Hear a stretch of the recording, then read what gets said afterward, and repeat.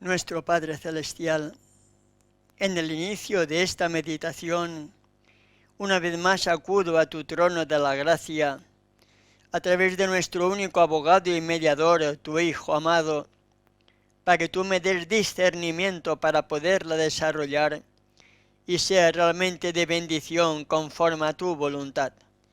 En su nombre y por sus méritos, te lo pido y te doy las gracias. Amén. Amén.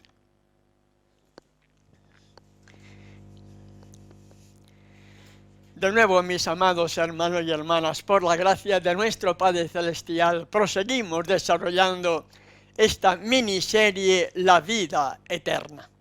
Hoy, por esa misma gracia, por esa misma misericordia de nuestro Padre Celestial, vamos a meditar en otro pasaje sacado de su contexto, en ese que dicen que el Espíritu gime y que intercede.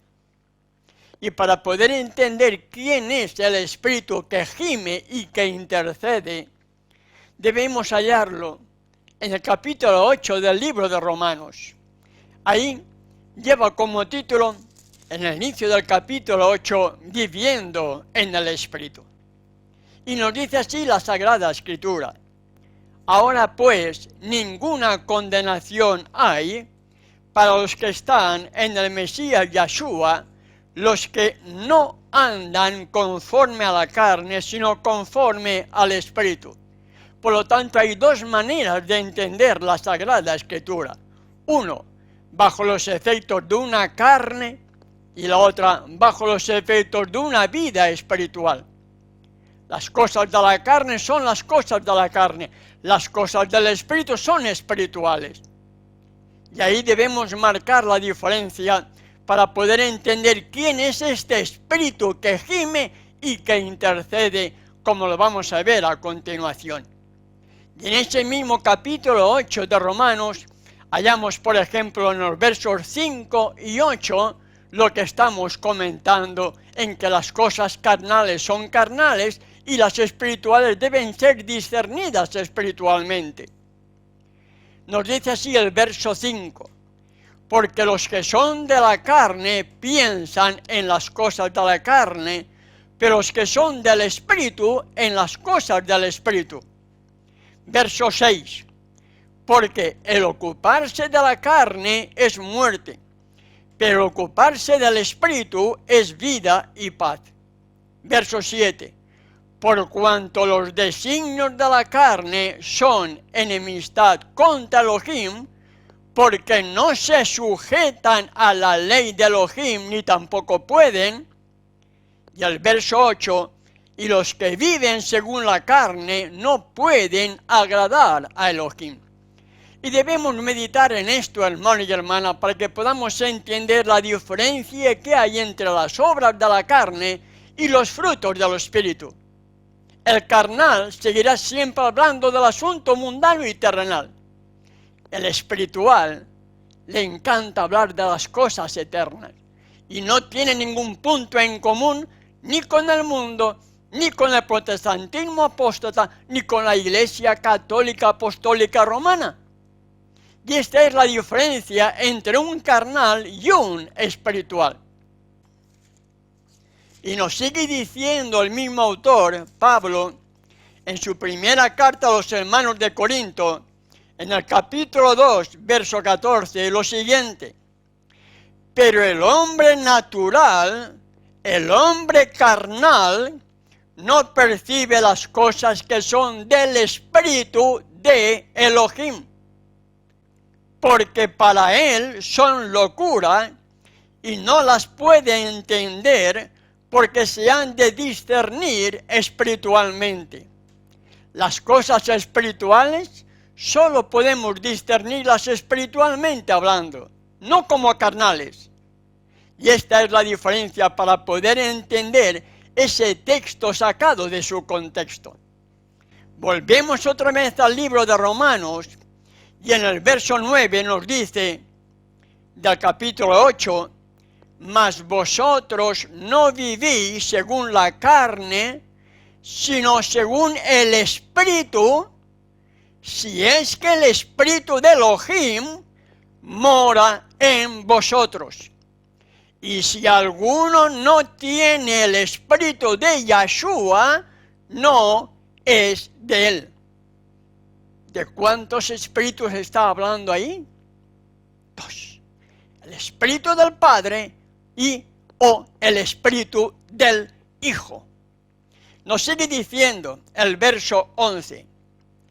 Y si el Espíritu de aquel que levantó de los muertos a Yeshua mora en vosotros, el que levantó de los muertos al Mesías Yeshua, vivificará también vuestros cuerpos mortales por su Espíritu que mora en vosotros. ¿De qué espíritu está haciendo referencia Pablo? ¿A un tercer Dios? ¿O al Espíritu del Padre que levantó de los muertos a su Hijo?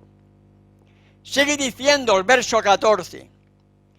Porque todos los que son guiados por el Espíritu de Elohim, estos son hijos de Elohim. ¿Quiénes son los hijos de Elohim? Los que son guiados por el Espíritu de Elohim. En ningún momento Shaul Pablo está haciendo referencia a un tercer Dios, hermano y hermana. Está haciendo referencia al Espíritu del Padre y o al Espíritu del Hijo, como lo vamos a ver a continuación. Y ahora vamos a entrar en esos dos pasajes que muchos manipulan y lo sacan de su contexto precisamente por no estudiar la Sagrada Escritura. Es esos pasajes que dicen que el Espíritu gime y que el Espíritu intercede. Y vamos a ver cómo la misma palabra nos revela quién es ese Espíritu que gime, quién es ese Espíritu que intercede conforme a la Sagrada Escritura. Verso 26 de Romanos capítulo 8. Y de igual manera el Espíritu nos ayuda en nuestra debilidad. Pues ¿qué hemos de pedir como conviene? No lo sabemos, pero el Espíritu mismo intercede por nosotros con gemidos indecibles. ¿Ves? El Espíritu Santo es persona. El Espíritu Santo gime, el Espíritu Santo intercede, te dicen los trinitarios. Pero vamos a ver a continuación, hermano y hermana. Mas el que escudriña los corazones sabe cuál es la intención del Espíritu, porque conforme a la voluntad de Elohim, intercede por los santos. Pregunto, ¿de qué espíritu está haciendo referencia Pablo en este escrito a los romanos y a cada uno de nosotros? ¿Cuántos abogados tenemos? ¿Cuántos mediadores tenemos? ¿Cuántos intercesores tenemos? Solo uno, ¿verdad? Uno solamente. Un abogado, un mediador, un solo intercesor ante el Padre. ¿Qué dijo él, el mismo Creador y Redentor, cuando estuvo aquí entre nosotros? Yo soy el camino, la verdad y la vida. Nadie viene al Padre si no es por mí. Juan capítulo 14, verso 6. Ahora bien, si ese Espíritu Santo de una tercera divinidad, como dicen los trinitarios, es el que gime e intercede, ¿qué es lo que nos revela la misma Escritura ante esta situación? ¿Dónde hallar, dónde saber quién es ese Espíritu que gime y que realmente intercede ante el Padre? La respuesta la hallamos en el mismo capítulo 8 de Romanos, versos 34. Y nos dice así: ¿quién es el que condenará? Yeshua es el que murió. Más aún, el que también resucitó, el que además está a la diestra de Elohim, el que también intercede por nosotros. Está haciendo referencia a Yeshua. Yeshua es el único que gime, Yeshua es el único que intercede ante el Padre por nuestras debilidades. No hay nadie más, hermano y hermana.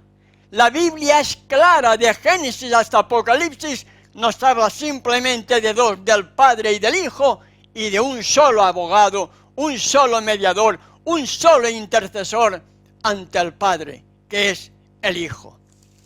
Veamos el libro de Hebreos, capítulo 7, verso 25.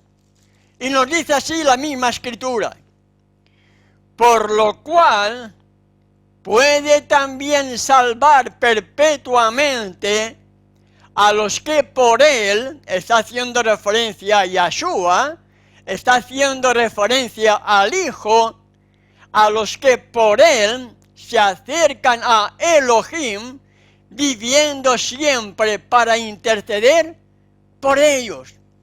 El gran problema de los trinitarios, amigo y amiga, hermano y hermana, es que no estudian la Sagrada Escritura con humildad y con oración. Es posible que nunca ni siquiera la hayan leído de tapa a tapa.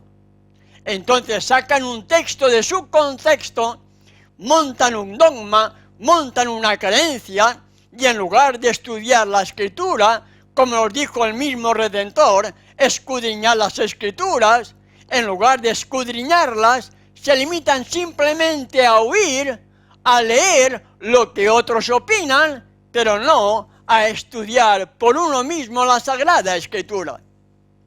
Solamente hay un espíritu que gime ante el Padre. Solamente hay un intercesor ante el Padre. Solamente hay uno, por tanto, que es nuestro sumo sacerdote, que está intercediendo hoy ante el Padre Celestial por nuestras debilidades. Y ese es el mismo abogado, el mismo mediador, Yeshua, el Maestro de Galilea, quien era el camino, la verdad y la vida, y sigue siendo el mismo camino, la verdad y la vida para todos aquellos que quieran reconocer y aceptar la verdad. Entonces, para concluir esta reflexión de hoy, ¿quién es el Espíritu que gime y que intercede? ¿El tercer Dios de una Trinidad que no existe? ¿O el Espíritu del mismo Hijo, quien es nuestro único abogado, nuestro único mediador y nuestro único intercesor?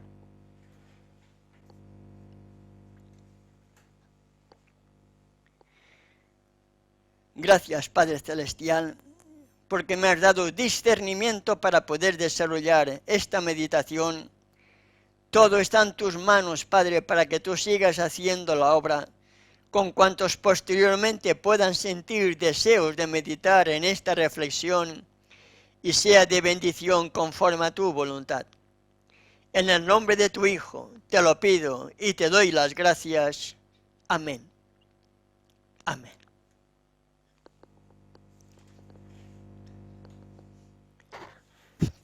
Bien, mis amados hermanos y hermanas, si nuestro Padre Celestial nos lo permite, hasta nuestro próximo encuentro. Muchas gracias por seguir estando con nosotros, visitando nuestro canal.